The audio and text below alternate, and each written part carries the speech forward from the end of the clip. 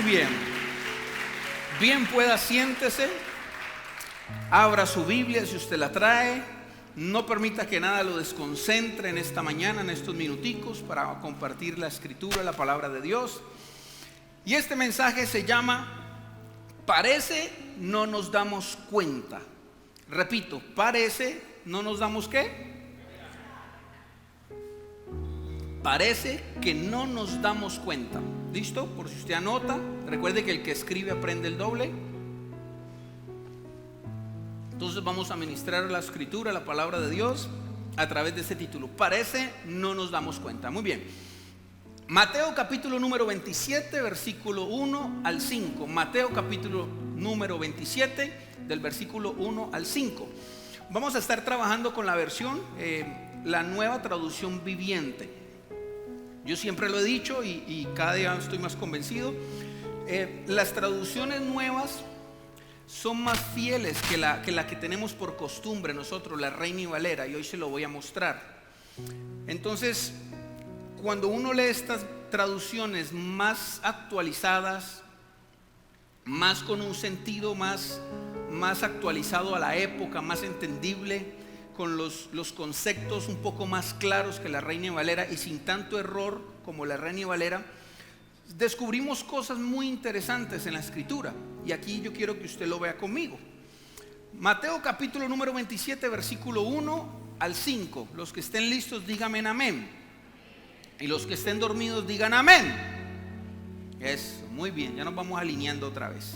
Dice la escritura, versículo número 1 de Mateo 27, dice: muy temprano por la mañana, los principales sacerdotes y los ancianos del pueblo se juntaron nuevamente para tramar de qué manera ejecutar ¿a quién?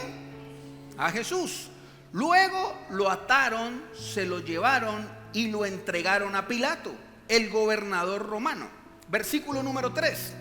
Cuando Judas, quien lo había traicionado, y aquí viene la palabra clave, se dio cuenta. Diga conmigo, se dio cuenta. Esta palabra, esta frase que es muy importante, no está en la Reina y Valera. Se dio cuenta de que habían condenado a muerte a Jesús.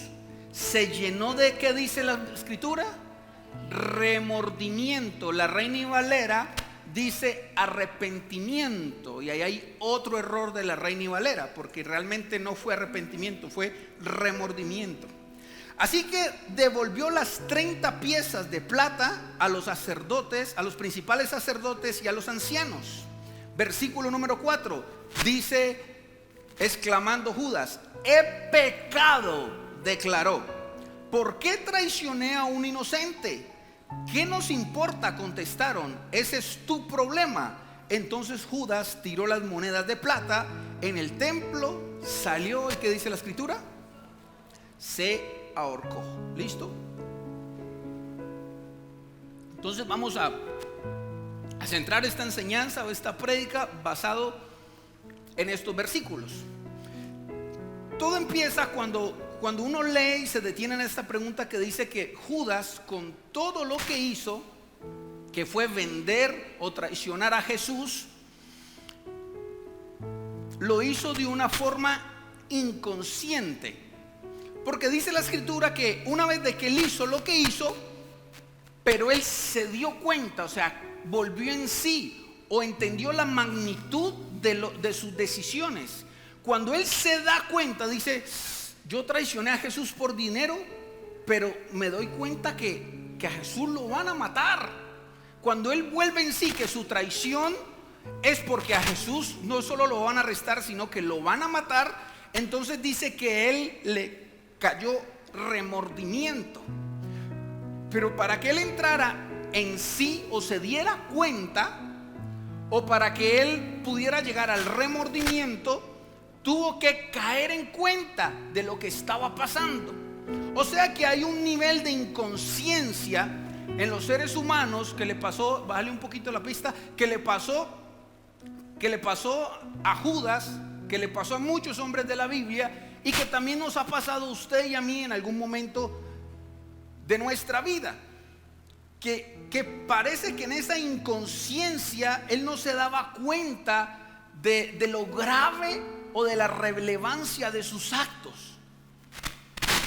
¿Cuántos de nosotros muchas veces hacemos cosas que no nos damos cuenta la gravedad o la profundidad de lo que hacemos?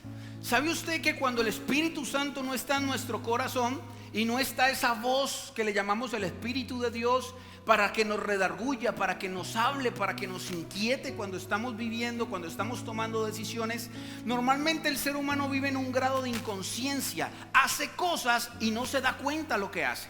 Hace cosas y no ve la magnitud de lo que está haciendo, no ve la magnitud y dónde lo puede llevar las decisiones que están tomando. Y ese grado de inconsciencia nos lleva a cometer muchos errores. Creemos que los actos o las acciones que nosotros hacemos como que no tuvieran mayor consecuencia, como que estamos en un grado de inconsciencia donde no nos damos cuenta que realmente lo que hacemos influye y es importante. Ahora, no solo para nosotros, sino para los que nos rodean, porque la decisión de Judas no solo lo afectó a él al punto que se ahorcó, se mató, se suicidó, sino que también afectó muchas cosas. Y esos grados de inconsciencia a la hora de tomar decisiones nos han hecho que nosotros de alguna otra manera afectemos negativamente a los otros. Pero para darse cuenta hay que llegar a ese grado de entender y que Dios nos dé revelación de lo que está pasando en nuestra vida. Entonces Jesús fue entregado y traicionado por Judas, pero cuando la Biblia dice no se daba cuenta, estaba viviendo en un grado de inconsciencia. Ahora, pastor, ¿qué es inconsciencia? Se puede preguntar usted para que podamos entender un mejor. Dice la palabra inconsciencia, se refiere a lo siguiente: personas que pierden la facultad de reconocer la realidad. Repito, inconsciencia es perder la facultad ¿de qué? Reconocer la realidad. Eso es vivir en un grado de inconsciencia. Perder la capacidad o la facultad de ver la realidad, la verdadera realidad, de reconocer la realidad. En la mente de Judas, él estaba pensando en el dinero. Escuche esto, que era mucho dinero en esa época.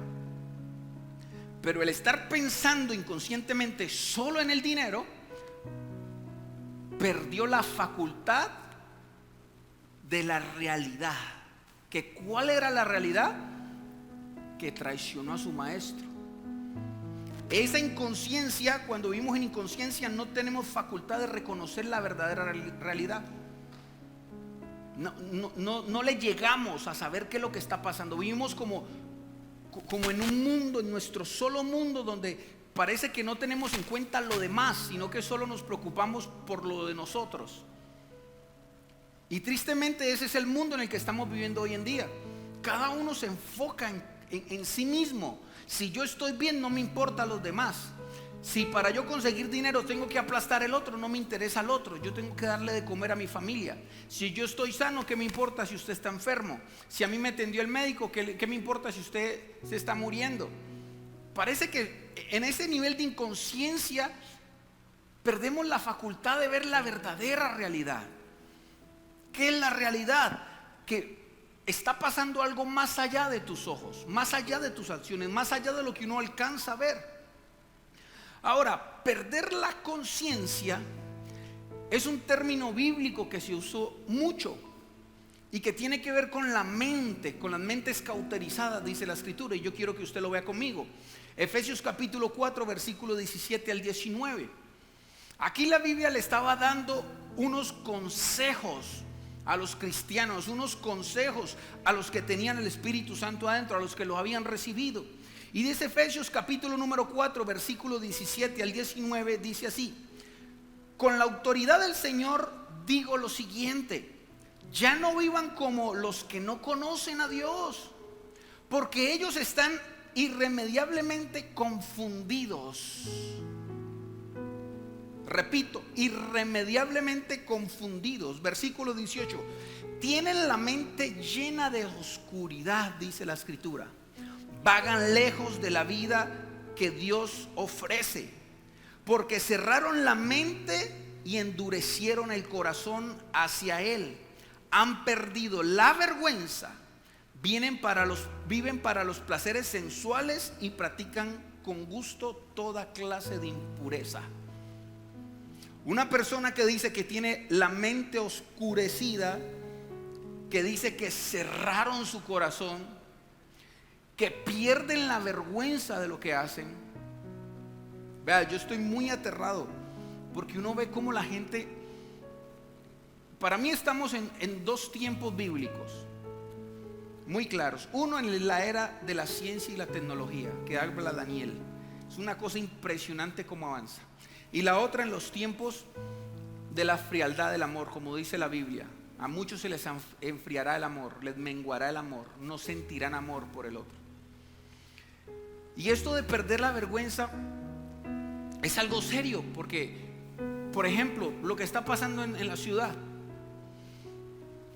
cómo estos jóvenes, porque son jóvenes sicarios, ya ni les da pena taparse el rostro, ya ni les da pena que se den cuenta quiénes son.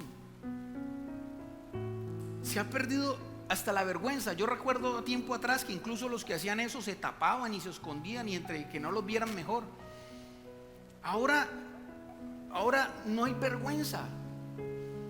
Hemos naturalizado las cosas sin vergüenza. Ya el ser humano ya no siente vergüenza.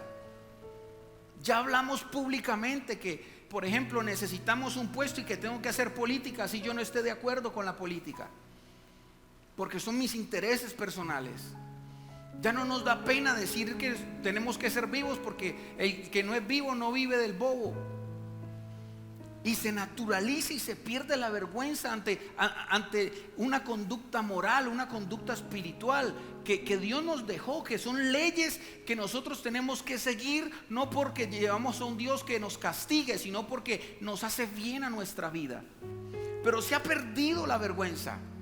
Y la Escritura está diciendo muy claro: mucho cuidado. No dejen que su conciencia se cauterice, no dejen que su mente venga oscuridad, venga tinieblas, para que usted no pierda la vergüenza. No vivan como los demás, como los que no conocen a Dios. Tú y yo tenemos el Espíritu Santo adentro. No podemos vivir como si no lo tuviéramos. Y el Espíritu Santo adentro, sin conocer mucha Biblia, aunque la idea es que conozca la Biblia, tienes adentro a Dios, y Él te da testimonio de lo que está bien, de lo que está mal. No vivamos como viven los demás, no vivamos perdiendo la vergüenza. Y hablando de la iglesia, nosotros acá adentro hacemos cosas que perdemos la vergüenza. Ya no nos da pena.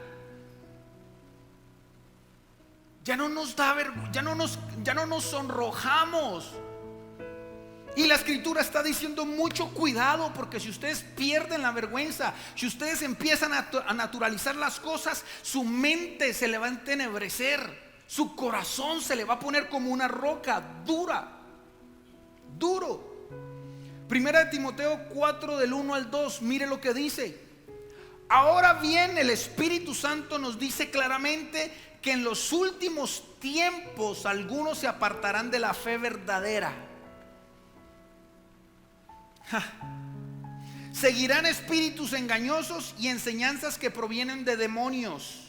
Wow. Estas personas son hipócritas y mentirosas, y tienen muerta la conciencia. En la Reina y Valera dice: y tienen cauterizada la conciencia. Conciencia muerta o conciencia cauterizada. Es decir, la facultad de reconocer la realidad está cauterizada. Por eso no sienten vergüenza. Por eso los vivos viven de los bobos. Por eso se pierde el pudor. Y por eso se inhabilita, escuche esto, al Espíritu de Dios. Porque si usted pierde la capacidad de ver la realidad, y su mente, su conciencia es cauterizada, es como una piedra. Cuando hablamos de cauterización es darle muerte, es quitarle la vida, es secar, es sellar.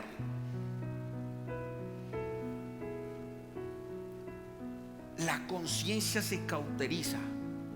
Y cuando la conciencia se cauteriza, empezamos, como dice la escritura, a llamar lo que es bueno malo. ¿No es lo que está pasando hoy en día? Y lo que es malo le llamamos bueno.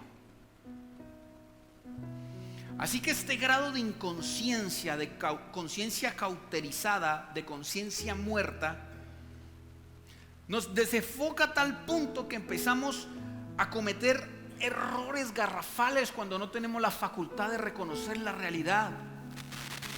Y por eso andamos por la vida, incluyéndome, haciendo mucho daño. No debería hablar mucho de este tema, pero es que me impresiona. Una mente cauterizada, una conciencia cauterizada, poniéndolo en lo que estamos viendo, tanta muerte. ¿Qué siente una persona cuando va a matar a otra? Pierde la realidad porque él solo está pensando en el dinero que se va a ganar, pero pierde la facultad de ver la realidad. ¿Cuál es la realidad? Esa persona tiene hijos, esa persona tiene familiares que lo están esperando en casa. No solo va a sufrir muriendo, sino que va a poner a sufrir a los otros que se quedan por la pérdida. Pierden la facultad de ver una realidad totalmente. Y no nos vamos tan lejos, acá nos ha pasado.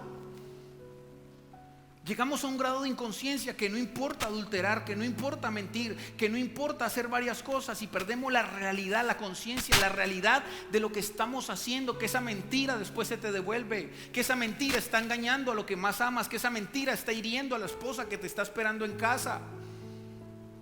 Y vamos por la vida cuando tenemos la conciencia o vivimos en un grado de inconsciencia, engañando, hiriendo, destruyendo, difamando.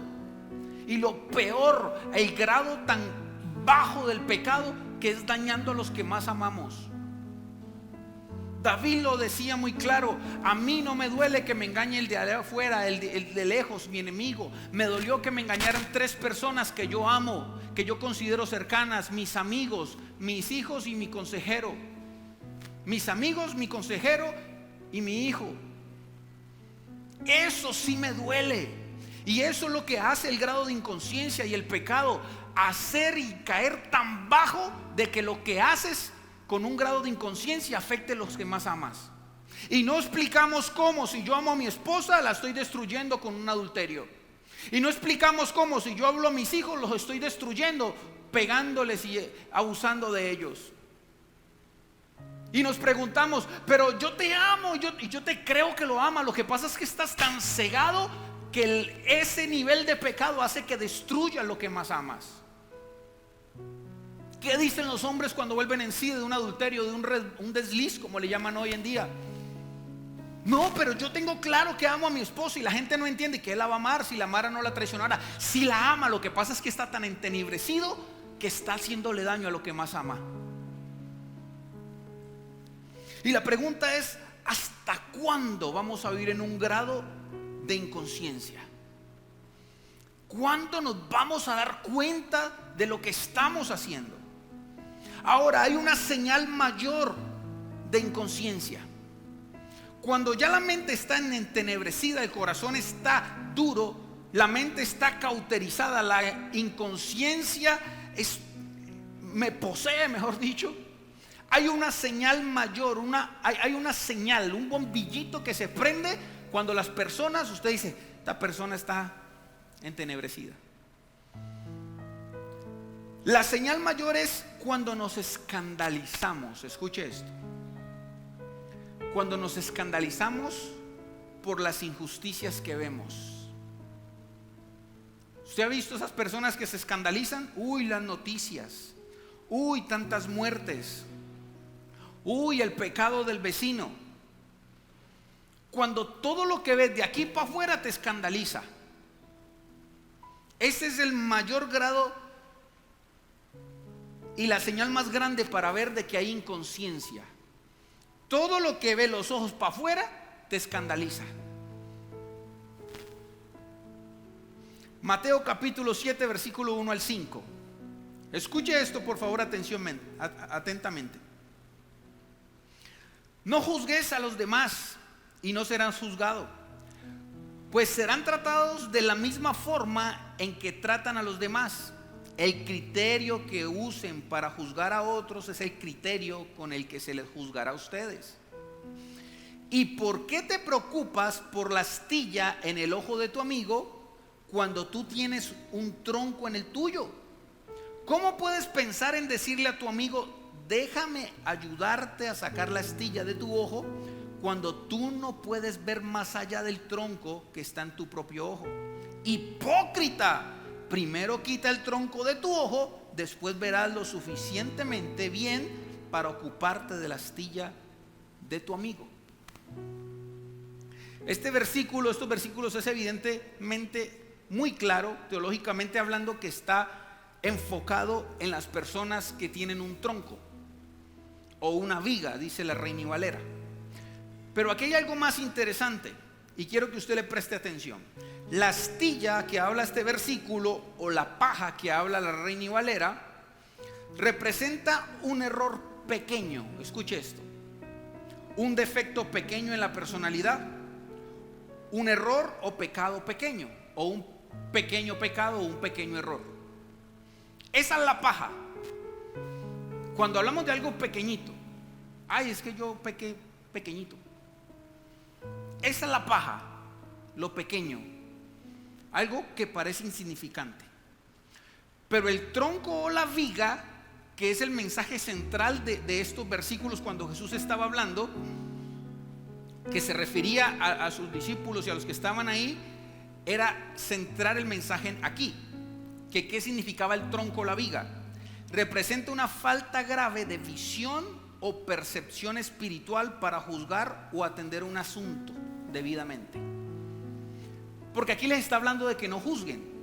Pero cuando habla de la viga, le está diciendo: y que tiene la viga, tiene una falta grave de visión, de percepción, que hace que no juzgue correctamente. Ahora, la palabra juzgar ha sido mal entendida, porque la palabra juzgar significa ayudar. Y lo que le está diciendo: si usted tiene un tronco, usted perdió la capacidad de juzgar bien, o mejor, de ayudar. Porque el reconocer o juzgar o mirar el tronco del otro no es para juzgarlo, no es para criticarlo, sino para ayudarlo. Y el tronco no te permite juzgar bien la paja del otro, el error del otro, que es pequeño, que quizás no es tan grave como el tuyo, entre comillas, claro está. Pero lo más interesante de todo esto, ¿sabe qué es? Hablando de escandalizarnos, que la viga es el criterio para juzgar, o sea, para ayudar a otros. Pero la paja en hebreo tiene que ver con levadura. Y aquí se pone más interesante. Tiene que ver con levadura. Entonces la paja le hace ver su error o pecado como algo pequeño, porque eso significa la paja. A ver, no me quiero enredar. El tronco o la viga representa perder la facultad de juzgar a los otros, de verle la paja a los otros. O sea, el que tiene un tronco no tiene por qué señalarte o juzgarte, no puede hacerlo. Es perder la capacidad de juzgar, de ayudar al otro, de reconocerle o de mostrar el error del otro. Pero el que tiene la pajita, la viga, quiere decir que también significa un pequeño pecado o pequeño error, pero también en hebreo la palabra paja va ligada a levadura. Y tiene que ver que la paja te hace ver tu error, el que tiene la paja, pequeño. Mis pecados son pequeños. Pero cuando hablamos de levadura, tiene que ver con que cuando yo veo, no para adentro, porque adentro yo lo veo pequeño, sino que lo veo hacia afuera, lo veo grandísimo. Es decir, mi pecado lo considero pequeño. Yo miento y es un pecado pequeño. Yo hablo por WhatsApp con algunas mujeres que no son mis esposas y es algo leve. Yo le echo una mentirita a mi esposa y es algo pequeño. Yo me robo algo por ahí en el trabajo y es algo pequeño. Yo hago cositas como chismear y es algo pequeño, el que tiene la paja. Pero cuando el que tiene la paja ve el pecado del otro, se escandaliza porque lo ve muy grande. ¿Aló? O sea, lo mío es diminuto, pero lo tuyo es demasiado grande.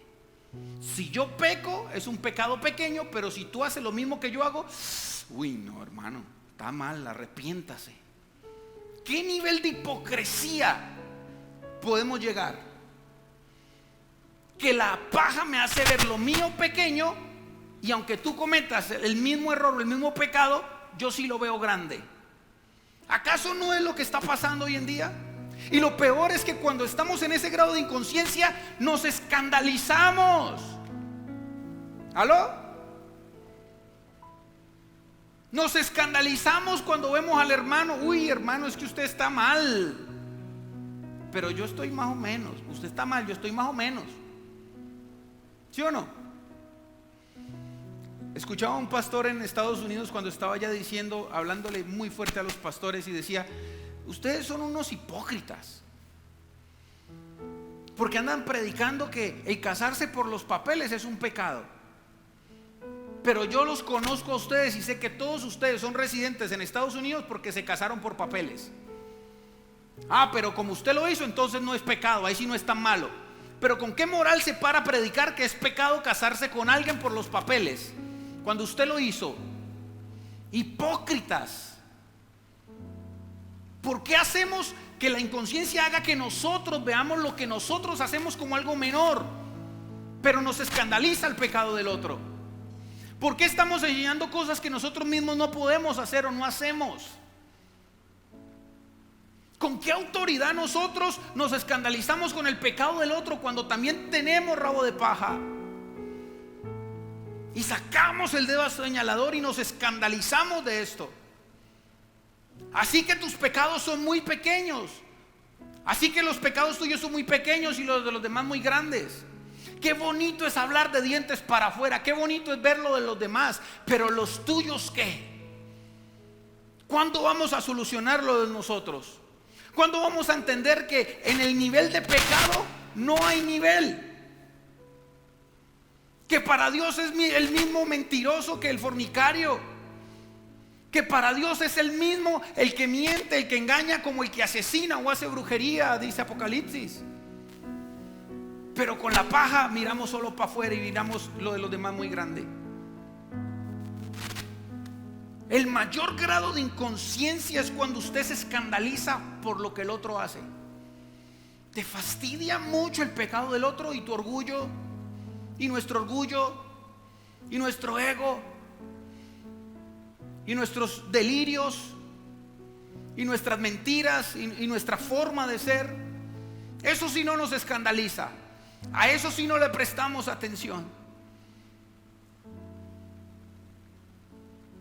Alguien diga amén, por favor, no me asuste. ¿Sabe? Es muy triste ver cómo usted y yo, líderes, pastores, familias, lo que hacemos con la mano lo estamos borrando con el codo. Cuenta la historia que antes los profesores escribían al revés.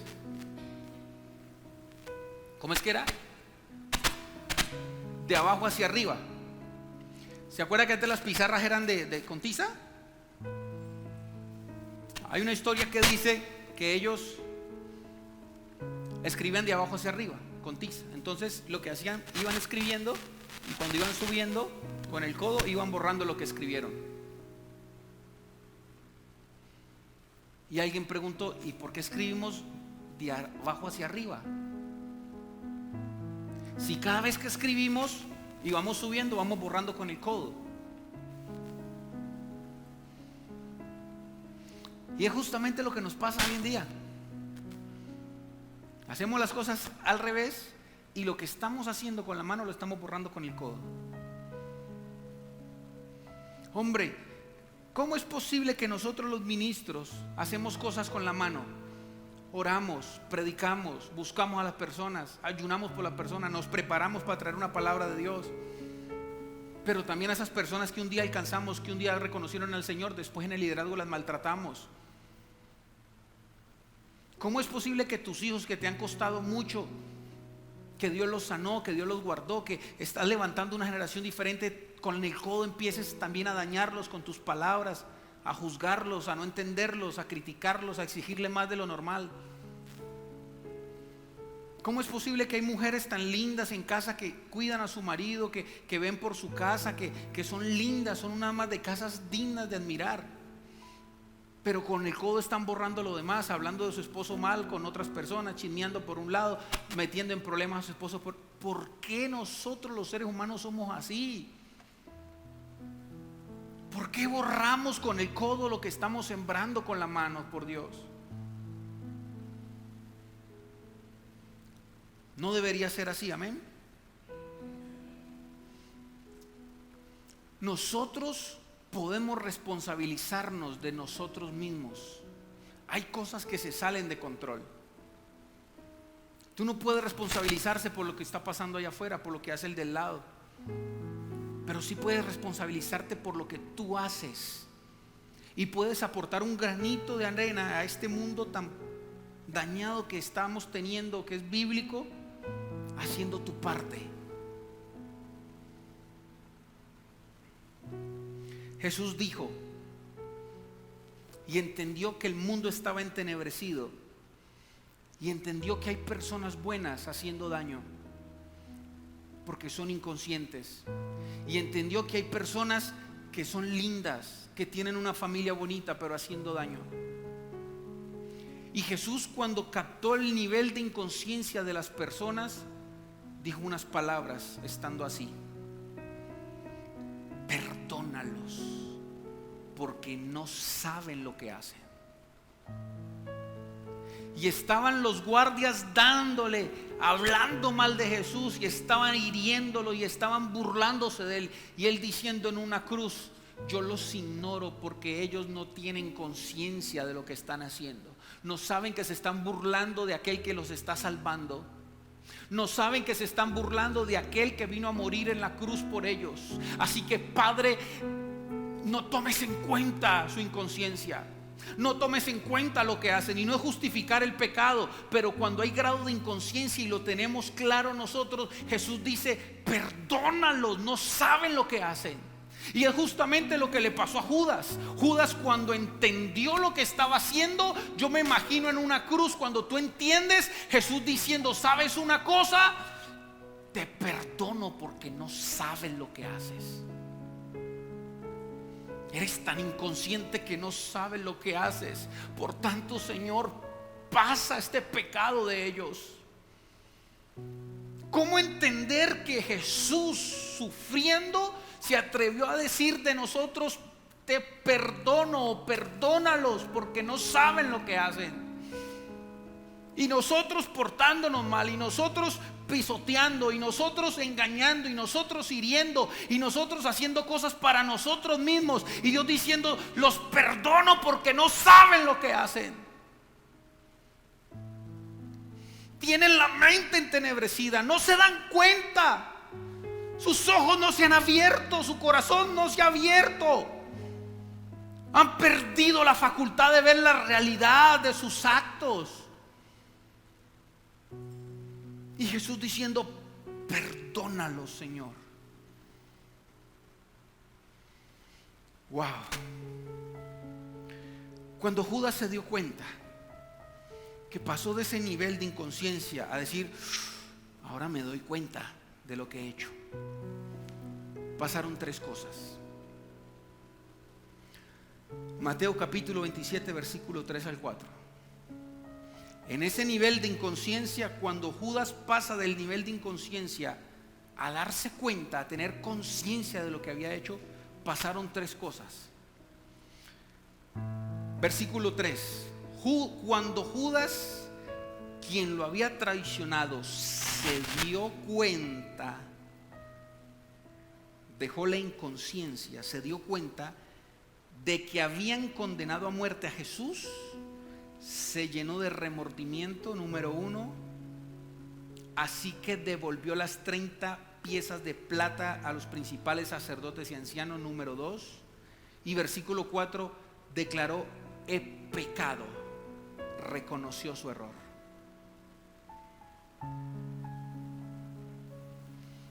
Cuando la mente se esclarece, suceden estas tres cosas. Número 1, empecemos de atrás hacia adelante. Reconoció. Judas, en su error gravísimo, y no voy a entrar en aspectos teológicos para los que están por ahí de pronto nadando en su mente, no voy a hablar de la profecía, de todo el tema que alguien tenía que entregar a Jesús. Déjeme ser un poquito más práctico. Judas reconoció que se había equivocado. Dijo: ¿qué he hecho? He pecado. ¿Cómo que yo entregué a Jesús para que lo crucificaran? Dios mío, ¿qué hice? ¿Sabe para mí cuál es una de las actividades más relevantes de la iglesia? No digo que es la más relevante, pero una de las más relevantes es encuentro. Porque en encuentro el Espíritu Santo esclarece tu mente y tu corazón. Y ahí el nivel de inconsciencia se va al punto que uno exclama lo que hizo Judas: pero ¿qué estaba haciendo con mis hijos? ¿Qué estaba haciendo con mi vida? ¿Por qué yo no sabía antes ese tema de la paternidad? ¿Por qué yo no sabía eso de las familias? Yo no sabía lo que era la llenura del Espíritu. Yo no sabía que Dios libertaba. Yo no sabía que me estaba equivocando con mi esposo, con mi familia, con mis hijos. Yo no sabía muchas cosas. Señor, he pecado. Se abre el entendimiento y uno reconoce que está mal. Y ese es el primer punto. Tienes que saber y reconocer que lo que estás haciendo no lo puedes seguir viendo como pequeñito. Porque por más pequeñito que sea, está afectando tu conciencia. Está afectando y te está llevando a la inconsciencia, a perder la capacidad de ver la realidad, las cosas como son. Y las cosas como son es que muy pequeño o muy grande igual es pecado. Y el pecado, más allá de un concepto religioso, tiene la facultad de alejarte de la presencia de Dios. Porque esos pecados, separarnos de la gloria de Dios. Y Judas reconoció, pero no solo reconoció, sino que número 2, dice que devolvió. Escuche esto. Cuando Judas dice: uy, he pecado, van a matar a Jesús, dijo: por Dios. Y dice la escritura que cogió las 30 monedas de plata y las tiró y salió corriendo. O sea que cuando uno cae en conciencia, se da cuenta que por lo que usted vendió, por lo que Judas vendió a Jesús, que fueron las 30 monedas de plata, que al día de hoy son 1.400.000 y algo de pesos. Ahora, 1.400.000 y algo de pesos a la actualidad, hace 2000 años atrás o 1900 años atrás, era un platal. Judas, en su inconsciencia, vende al maestro por 1.400.000, con la conciencia entenebrecida. Cuando vuelve en sí y se da cuenta de lo que ha hecho, coge ese 1.400.000 y los tira y sale corriendo. Présteme atención a este concepto. Cuando nosotros estamos inconscientes, estamos pensando en este caso en dinero. Y por andar detrás del dinero no nos importa a quién tengamos que pisotear. Pero cuando pisoteamos a la persona y tenemos el dinero y caemos en cuenta de lo que hemos hecho, soltamos por lo que estábamos luchando. O sea, la inconsciencia hace que usted le dé valor a lo que no tiene valor. Como Judas, cuando se dio cuenta, suelta ese dineral, lo tira ahí, como que lo que él amaba, que era el dinero, ahora pierde relevancia. Ahora no le importa el 1.400.000. No le importa el dinero. Judas sin conciencia le da valor al dinero. Judas con conciencia no le importa el dinero. Vea, y si hablamos de dinero,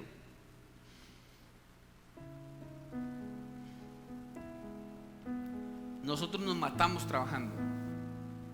¿Sí o no? Y andamos detrás del dinero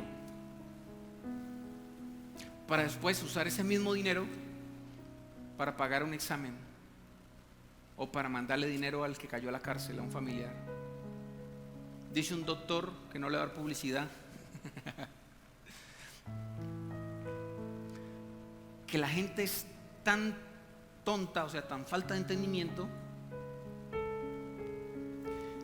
que no invierte en la comida y come cualquier cosa, y lo que se ahorra en la comida después lo tiene que pagar en medicinas para curarse lo que le hizo la comida. ¿Me explico? La gente deja botada a su familia por hacer dinero, y cuando logra el dinero y pierde a su familia y cae en cuenta, deja botado el dinero para recuperar a su familia. Entonces, sin conciencia le damos valor a cosas que no tienen valor. Sin conciencia le estamos dando mucho énfasis y mucha importancia a cosas que no las tiene. Que cuando vuelves en sí usted dice, pero Dios mío, ¿qué estoy haciendo? Y Judas le pasó, dejó el dinero botado. Esto me recuerda a la Biblia en 1 Samuel cuando habla de Ana. Esto sí que me ministró cuando lo aprendí. Ana, una mujer amargada. Amargada porque estaba anhelando lo que no tenía. Ella anhelaba un hijo, ella anhelaba quedar embarazada, ella se amargaba, se aislaba, ella sufría en sí misma por algo que no tenía, que estaba fuera de sus manos. Pero cuando se encontró con el Señor y cuando el Señor le dio una palabra, ella le empezó a dar énfasis a lo que tenía. ¿Cómo es posible que Ana, pegada de un hijo que no puede tener y despreciando y desvalorizando el amor de su esposo? Ana, Señor, no puedo tener un hijo, y detrás un esposo que la ama con todo su corazón. Y el cuadro es que detrás de esa está la otra esposa del Cana. Y la otra esposa envidia a Ana porque Ana es la que más aman. Y Ana no está tomando en cuenta que su esposo la ama más a ella, sino que está pegada de lo que no tiene. Entonces Ana sufre porque no tiene un hijo, pero la otra mujer está sufriendo porque el Cana ama más a Ana. Entonces es un cuadro que uno no entiende. Siempre estamos deseando lo que no tenemos y estamos perdiéndole valor a lo que sí tenemos. Sí, de pronto no tienes la economía que tienes, pero tienes una casita, por Dios. Sí, de pronto no estás donde quieres estar, pero puedes estar peor de lo que estás ahora, por Dios. Sí, de pronto no tienes la sanidad que quieres tener, pero por Dios, por lo menos puedes caminar, no estás metido en un hospital. Y ese era Ana, sufriendo por lo que no tenía, por el dinero que no tenía, por el carro que no tenía, por la posición que no tenía, por el ministerio que no tenía, por los hijos que no tenía, por lo que no tenía. Y cuando uno está así, uno se enfoca en lo que no tiene y pierde la virtud de valorar lo que hay en casa. Y el Cana le dice: Ana, recapacita, tú quieres un hijo, pero yo te soy más que un hijo. Recapacita, no tienes lo que quieres, pero yo te amo. Cuando Ana se da cuenta de esto y viene palabra de Dios, dice que ella entonces se alistó y le dio valor a lo que tenía, y ese día quedó embarazada. Cuando Judas se dio cuenta de lo que estaba haciendo, lo que para él era importante lo devolvió y se enfocó en lo que era importante. ¿Alguien me está entendiendo? Usted sufre, sueña, vive, trabaja por el dinero, trabaja por cosas que al final, cuando usted va a la palabra y el Espíritu Santo le ayuda, se da cuenta que eso no es tan importante. Pero para llegar a ese punto hay que dejar la inconsciencia. Número 3,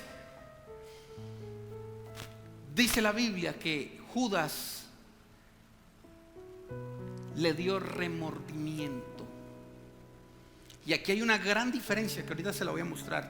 La Reina Valera, llena de errores, dice arrepentimiento.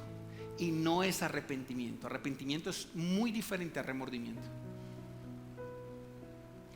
Cuando usted se encuentra en el camino del remordimiento, hay tres caminos. Tres caminos. El número uno, justificarnos. Justificar es probar con razones convenientes y convincentes lo que hicimos. Cuando usted está en el punto donde tiene que o sentir remordimiento o sentir arrepentimiento, el otro camino es justificarse. ¿Con qué? Con razones que son convincentes a mí mismo y que me son convenientes.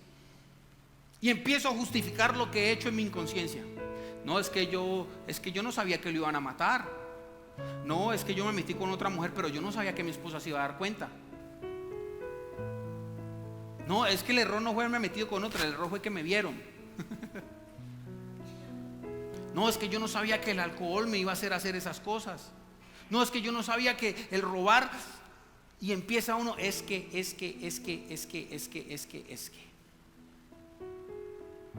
El justificarse, aunque usted mismo se crea sus propias razones porque es que, al final es un camino que no tiene salida. Número 2, que fue la que tomó Judas, tuvo remordimiento. Remordimiento es un sentimiento de culpabilidad que tiene una persona por algo que ha hecho, que lo entristece y en casos crónicos lo intranquiliza. Cuando usted se da cuenta de lo que ha hecho, o se justifica o siente remordimiento. El remordimiento te carga de culpa. Tú lo hiciste, eres mala persona, no vales nada, eres un adúltero, eres esto, eres lo otro, eres un insensible, tú no amas a los tuyos, eres una porquería de ser humano. Y empieza la culpa cuando es remordimiento.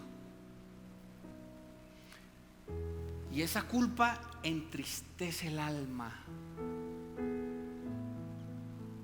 y nos lleva a la enfermedad de moda. ¿Cuál es? ¿Estrés y qué? Hablen duro, ¿cómo? Depresión.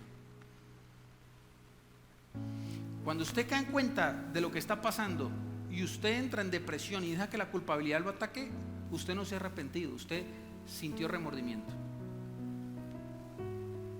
Y en el peor de los casos, cuando se vuelve crónico, usted vive intranquilo porque se está culpando y porque está deprimido. Y la intranquilidad fue la que llevó a Judas a ahorcarse. Porque Judas, vuelvo y le digo, separando la profecía teológica, que no quiero entrar allí, quiero ser muy práctico con este mensaje, algo que te sirva. El arrepentimiento en él produjo culpabilidad y produjo intranquilidad, y la intranquilidad lo llevó a ahorcarse. Eso es remordimiento. Caes en cuenta de lo que está pasando, pero no puedes coger el camino ni de justificarte, porque no te lleva a ningún lado justificarte, ni mucho menos sentir remordimiento, o sea, sentir culpa. Te equivocaste hasta lo más profundo, pero no puedes sentirte culpable. Una cosa es hacerse responsable, otra cosa es sentirse culpable. Y la culpa es uno del as debajo de la manga del enemigo. Todo lo que tú haces te genera culpa, y ahí está el enemigo para generarte culpa por lo que hiciste. Eres responsable, es tu culpa.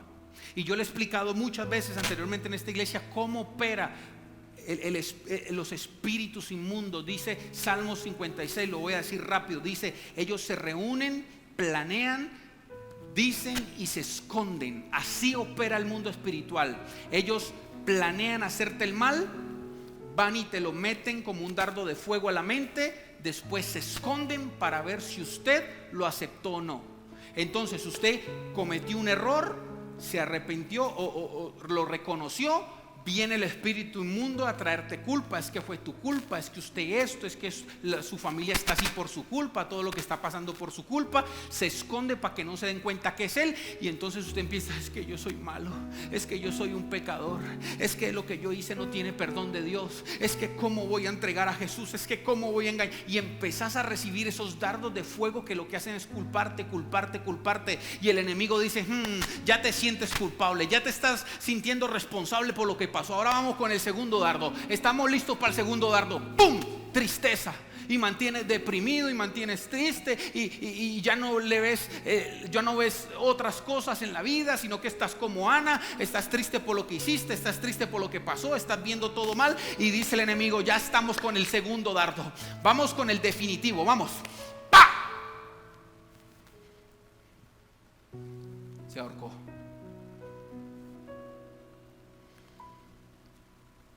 El camino del remordimiento te lleva a eso. Pero la tercera opción, que es obviamente la que todos tenemos que llegar, y voy terminando, es el arrepentimiento.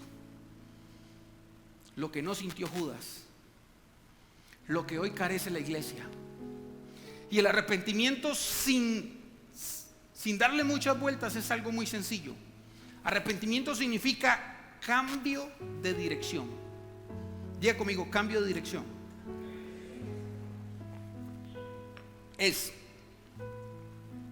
Soy consciente de lo que pasó, lo reconozco, no me justifico, no siento remordimiento, no siento culpa, no me entristezco, ni mucho menos me intranquilizo, sino que cambio de dirección. ¿Qué significa arrepentimiento? Es decir, yo estoy llevando mi vida inconscientemente hacia el norte y voy así. Y aquí soy consciente, reconozco y me arrepiento. Entonces cambio de dirección. Ya no voy hacia el norte, sino que hago esto: voy hacia el sur. Ahora camino en otra dirección. Eso es arrepentimiento.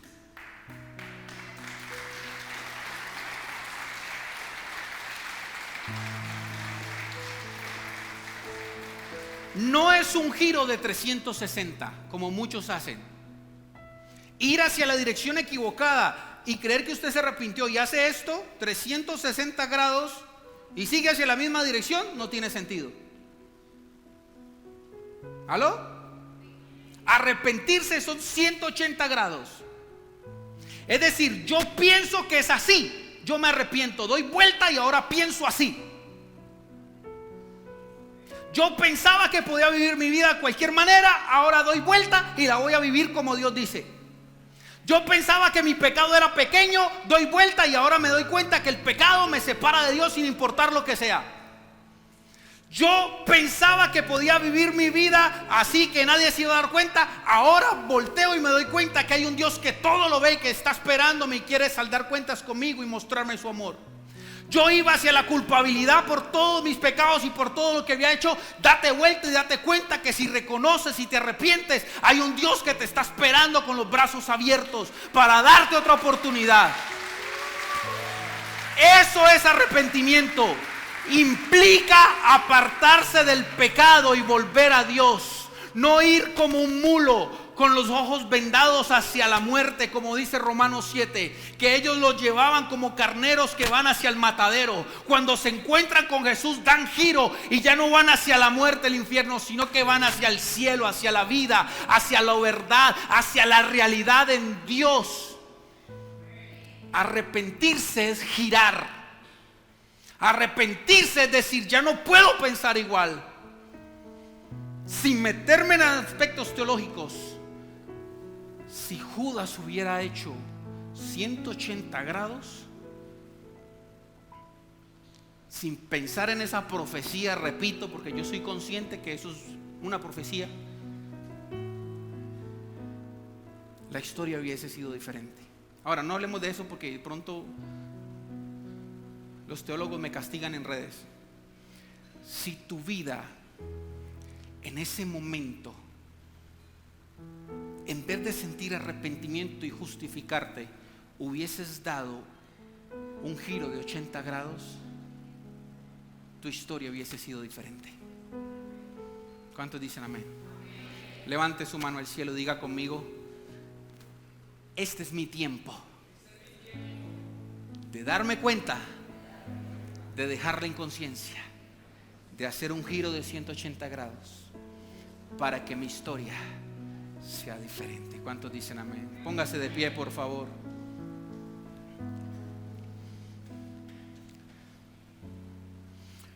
Cierra sus ojos y vamos a hacer un momentico un ejercicio con sus ojos cerrados. Nadie, por favor, con los ojos abiertos. Levánteme la mano si usted le ha pasado como que en su inconsciencia dañó algo con sus decisiones. Levánteme la mano, nadie está viendo, tranquilo. Levánteme la mano si usted entiende que usted ha hecho muchas cosas que han dañado, que han traído sufrimiento. Es más, que en este momento viene un nivel de conciencia que quizás tu vida al día de hoy pudo haber sido diferente si hubiera recibido una palabra quizás como esta. Levánteme la mano si hoy el Espíritu Santo está trayendo claridad a su mente y a su corazón. Y si usted me está levantando la mano, tiene 3 caminos esta mañana: justificarte lo que te pasó, sentir culpa o dar un giro de 180 grados. El Espíritu Santo te está llamando esta mañana a dar un giro. Giro en tus relaciones, giro en tu economía, giro en tu relación con Dios, giro en tu espiritualidad, giro en tu tiempo, giro en tu rol como padre, giro en tu rol como empleado, giro en tu ministerio, giro en tu servicio con Dios. Hay personas aquí que han servido a Dios anteriormente y porque su conciencia se cauterizó y se dedicaron como Ana a ver el error de los demás, dejaron de servir. Hoy el Señor te dice: arrepiéntete, de un giro y vuelve a empezar de cero. Quizás tus hijos en este momento no están aquí, están sufriendo un momento difícil y la culpa te está atacando, que está enfermo, que está muerto, que está en la cárcel por tu culpa, por lo que hiciste, porque no fuiste una buena madre, por yo qué sé. Hoy el Señor te dice: deja esos sentimientos, arrepiéntete y da un giro. Vuélvete a Dios esta mañana.